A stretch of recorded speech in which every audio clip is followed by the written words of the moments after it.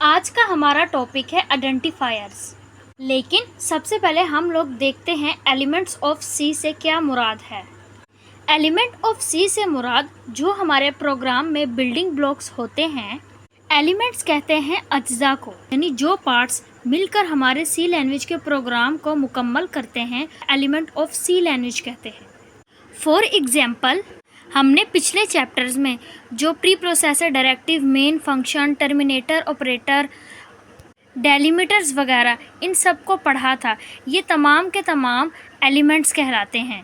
इन elements की वजह से ही एक प्रोग्राम वजूद में आता है और इन एलिमेंट्स को एलिमेंट ऑफ सी भी कहते हैं। अब हम पढ़ते हैं आइडेंटिफायर्स क्या है। कोई भी चीज़ जो हमने प्रोग्राम में लिखी है वो चीज़ किसी न किसी चीज़ को रिप्रेजेंट कर रही है, आइडेंटिफायर्स हैं।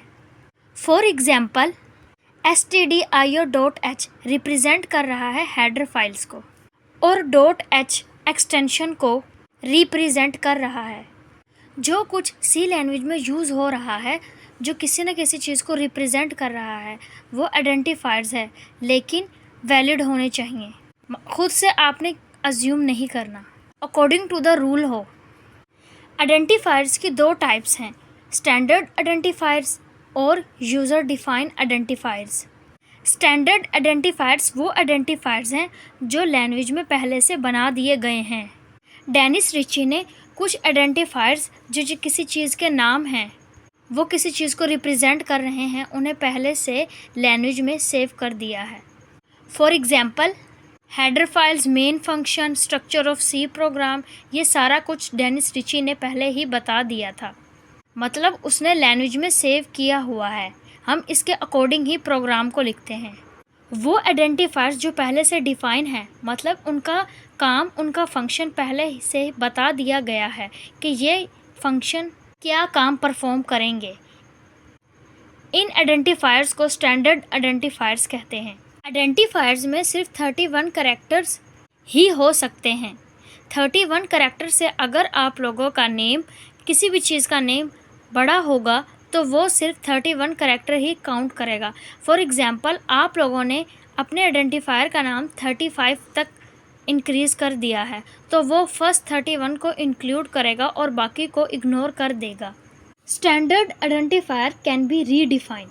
इसका मतलब ये है कि लैंग्वेज बनाने वाले ने फंक्शंस का काम पहले ही बता दिया है। फॉर एग्ज़ाम्पल, मेन फंक्शन का काम भी बता दिया है, वॉइड, प्रिंटफ, लाइब्रेरी फाइल्स, इन तमाम का काम बता दिया है कि ये प्रोग्राम में किस तरह काम करेंगे।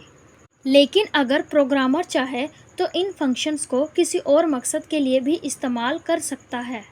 इन फंक्शंस को एक दफ़ा डिफ़ाइन कर देगा कि इन फंक्शंस का काम ये होना चाहिए, और उसके बाद जब वो ये फंक्शन यूज़ करेगा तो जो फंक्शंस प्रोग्रामर ने बताए हैं, प्रोग्राम उनकी अकॉर्डिंग ही चलेगा, और जो फंक्शंस लैंग्वेज बनाने वाले ने, मतलब डेनिस रिची ने बताए थे, वो उन फंक्शंस को इग्नोर कर देगा।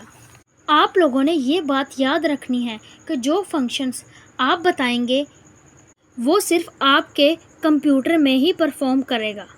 फॉर एग्ज़ाम्पल, प्रिंटफ का फंक्शन स्क्रीन पर रिज़ल्ट शो करवाना है। अगर आप इसका फंक्शन चेंज कर देते हैं तो ये सिर्फ आपके कंप्यूटर में ही चेंज होगा, पूरी की पूरी लैंग्वेज में चेंज नहीं होगा।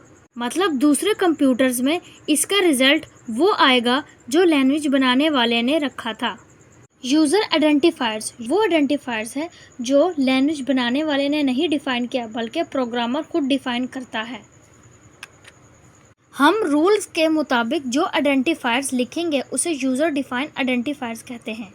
फॉर एग्ज़ाम्पल, अगर हम लोग a = 2 दे देते हैं या c = 3 दे देते हैं, हम इनकी वैल्यू और इनका नेम, मतलब वेरिएबल का नेम और वेरिएबल की वैल्यू दोनों चेंज कर सकते हैं। ये प्रोग्रामर करता है। इन वेरिएबल्स की वैल्यू और इनका नेम प्रोग्रामर चेंज करता है, इसलिए इन्हें यूज़र डिफ़ाइन आइडेंटिफायर्स कहते हैं। आपने ये बात याद रखनी है कि सी लैंग्वेज एक केस सेंसिटिव लैंग्वेज है। इसका मतलब ये है कि सी लैंग्वेज अपर केस और लोअर केस में डिफरेंस करती है, मतलब कैपिटल ए और स्मॉल ए इन दोनों का मीनिंग डिफरेंट है सी लैंग्वेज में।